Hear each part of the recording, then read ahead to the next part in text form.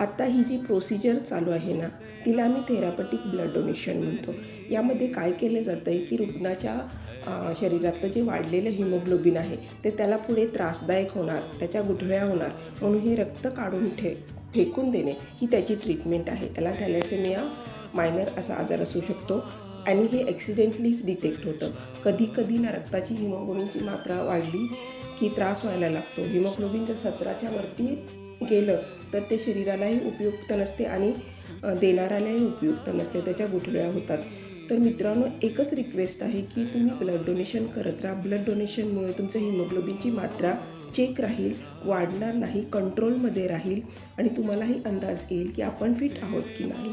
आता हे ब्लड आम्हाला फेकून द्यावं लागतं आहे कारण याचा पुढे काहीही उपयोग होत नाही. म्हणून ओंजळीतून सांडण्याच्या अगोदर ते दुसऱ्याला द्या.